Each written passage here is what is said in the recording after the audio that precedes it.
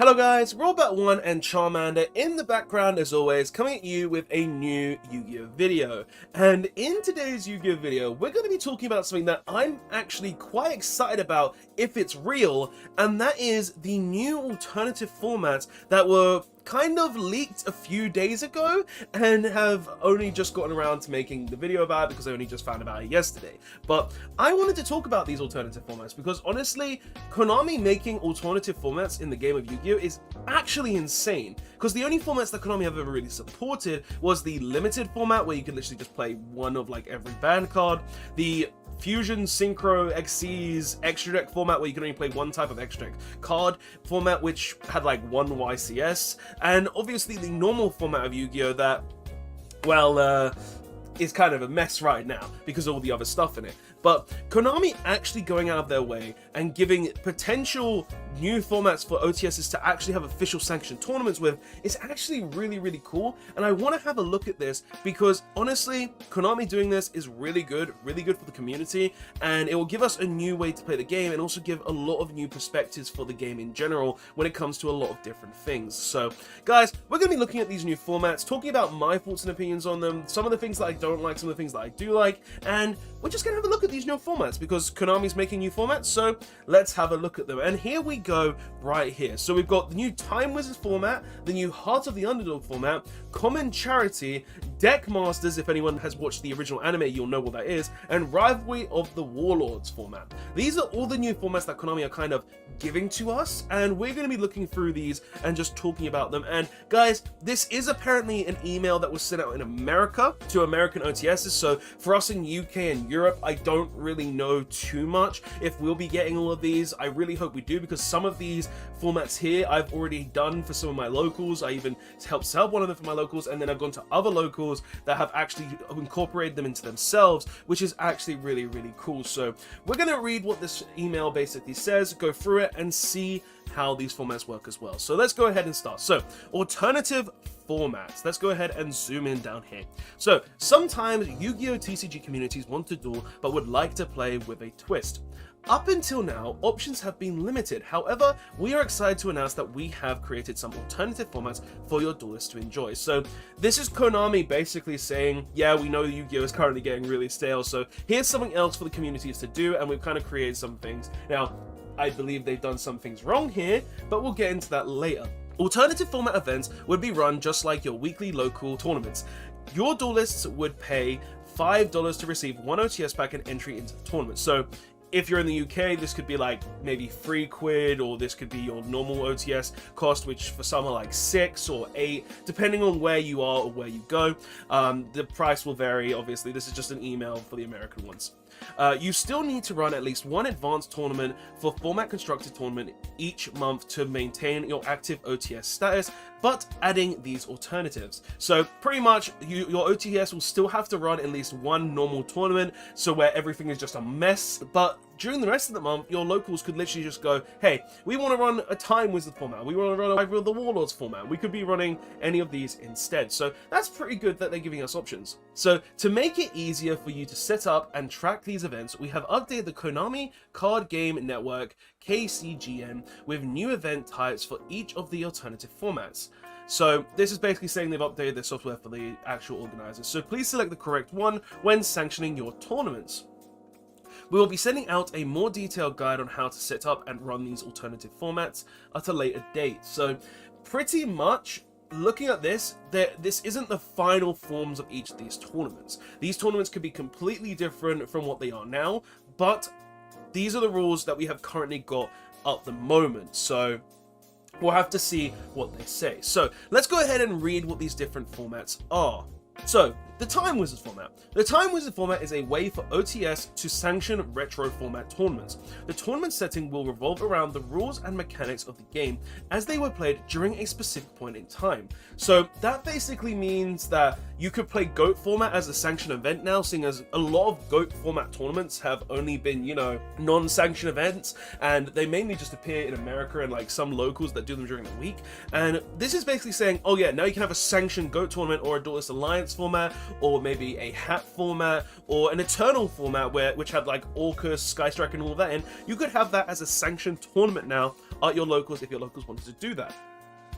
All that is required when setting up the tournament is the Forbidden and Limited list being used, and the latest legal set. For instance, if Time Wizard traveled back to the US National Champions in 2005, pretty sure that was the GOAT format one, the tournament would be using the April 2005 Forbidden Limited list, and the last legal set would be Dark Beginnings 2.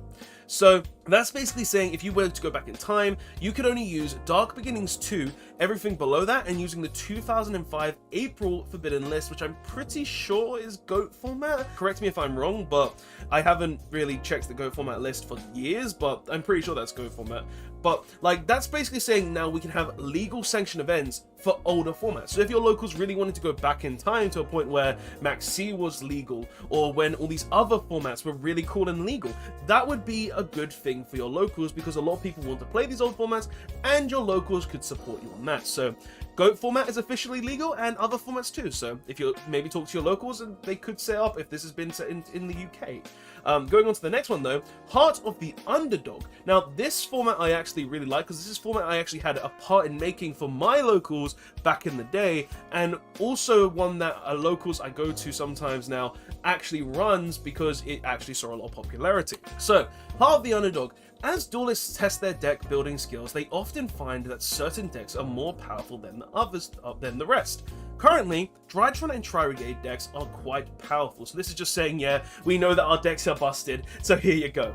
For Heart of the Underdog format, events OTS determine the deck's types that duelists are not allowed to use for the event. So this is basically saying, no, your deck is too overpowered, you can't play it for this local, so play something else. Now, for reference, something that I did back in the day called Non-Meta Week was where I had a group of people with me and also my local OTS, and we talked about decks that we thought were too powerful for the game, and we basically said, no, you can't play them, no, you can't play these specific cards, and we limited the format to make it a little more balanced and a little more fun for everyone, to give everybody else a chance to actually play the game. So that's what this is basically doing. It's saying your cheaper decks, your older decks, or your weaker decks can be used and can be played at more of a competitive or casual level, which is really, really good. Duelists then compete using less frequently used deck types, allowing for a more casual tournament where duelists can enjoy new and interesting card interactions and explore fun archetypes that normally don't make the cut in the competitive events. So, just as I said, this is a way to play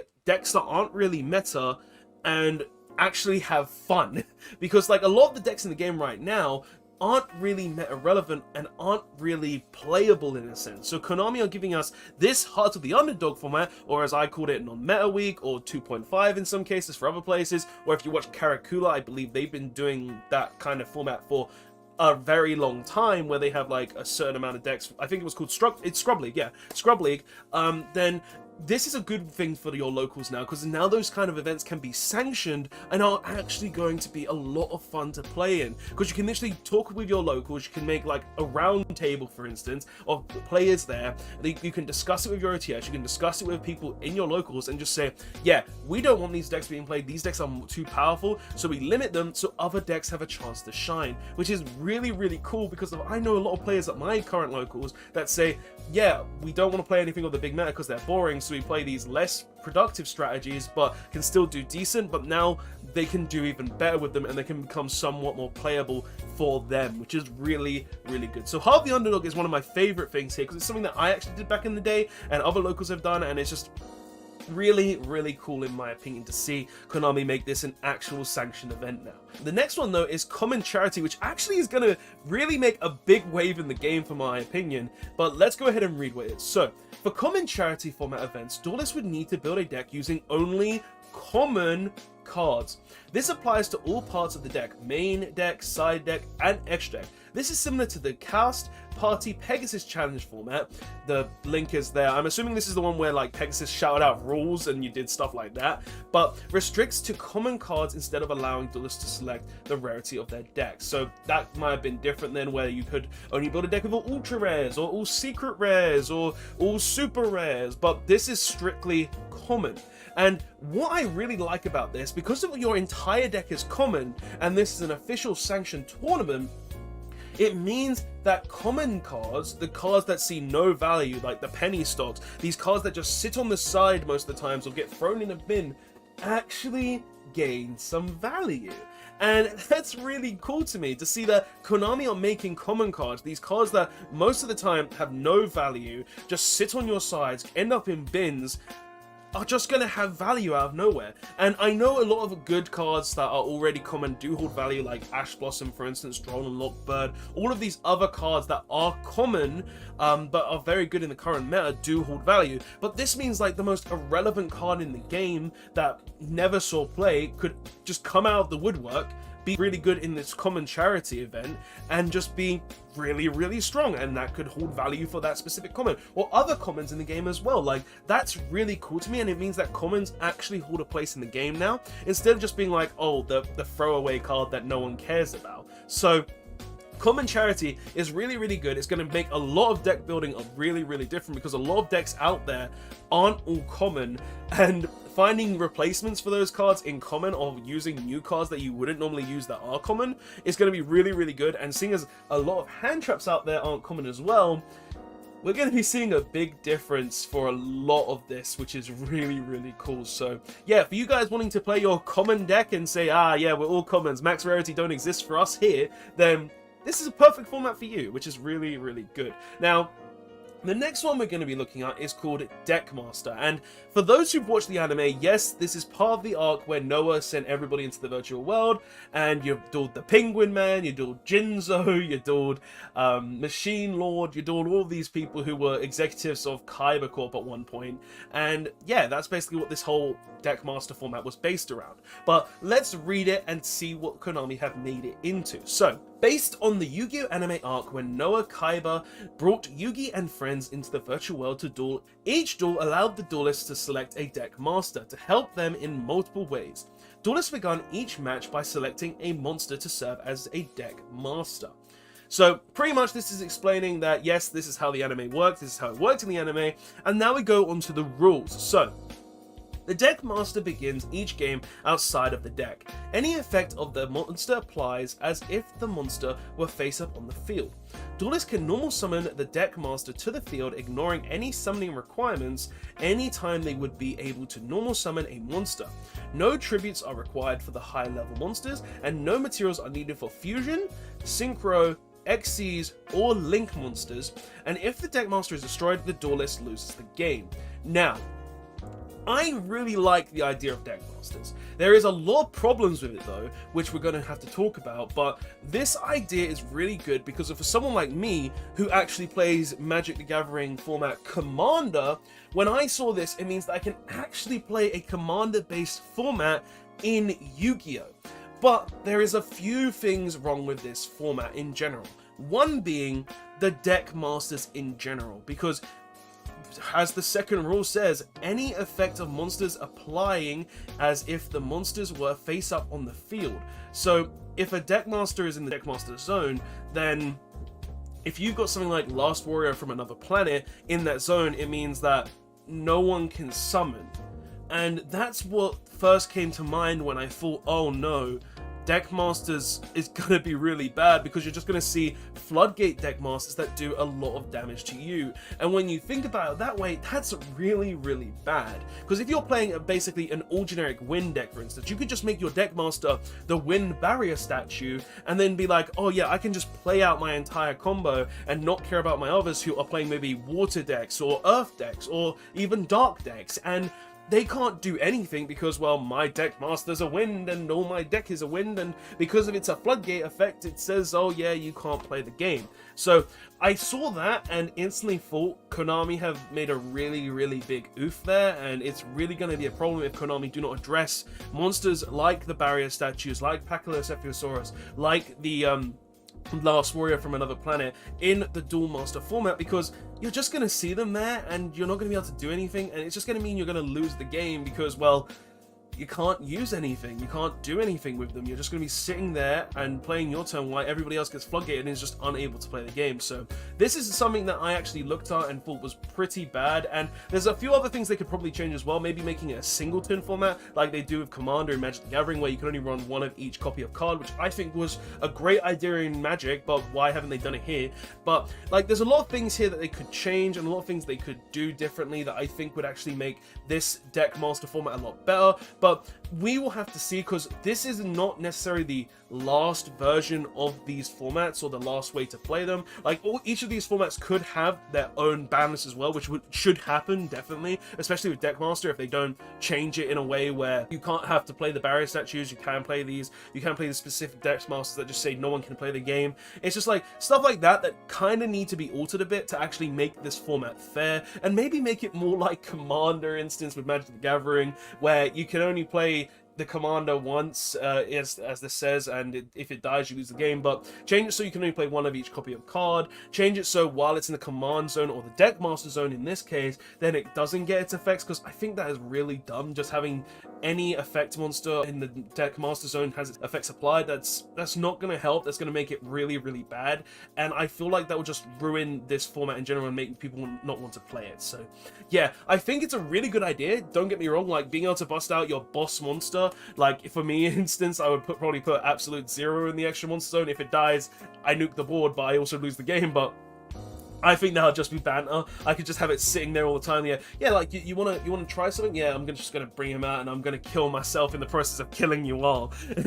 But it's just stuff like that that really makes me think Deckmasters could be a really fun format, but Konami have really made things wrong here, and they just need to change it. Because, like, for instance, like, you don't have to do anything to some of these monsters. So if there's a really big extra deck monster, for instance, you want to play, maybe like, I don't know, for instance, in Heroes, you could play Rainbow Neos. You could just put Rainbow Neos in your extra monster zone. That's your deck master, and that's really, really cool. But the fact that Floodgate monsters are probably going to be the main ones, it's going to mean that stuff like that just doesn't happen. So yeah, that's just my thoughts on the Deckmaster format though. There is some things that do need to change, there's things that need to be done differently here, but the format in general has a lot of heart, and I feel like if Konami makes some changes, make a personal ban list for it, make separate ban lists for a lot of these formats, then it will make it a lot better. But that's the big one that I kind of saw and thought, yeah, like, Konami really need to change stuff here, because if you leave stuff like the barrier statues, Last Warrior from Another Planet, it's just going to make Deckmasters really, really irrelevant and not fun. So yeah, maybe change that one up a bit, Konami, just personally. And then the last format they actually have here is Rivalry of the Warlords. So let's see what they said. So we are excited to announce a new program that will surely want to participate in.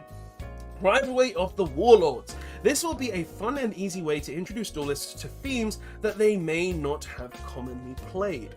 Now, this doesn't really have a lot of information on it from what we can see. I'm assuming it's going to be like, oh, Konami will give you a deck, or they give you a deck list. You take that deck list to your locals, and then you play that deck at your locals in that specific tournament. Now, I feel like that is a really weird way to do something like that, but from what it sounds like, that's what it will be. We don't have a lot of information on this one, sadly, but if they did do something like that, where they just give you a deck list and you play that specific theme with this deck list, that would be kind of interesting, I'm not gonna lie, because seeing that everybody builds their own decks, that's the main part of the game, but some people don't really like to build their own decks. Some people net deck a lot, and this Rivalry of a Warlords format means that this is for guys who just don't want to build a deck.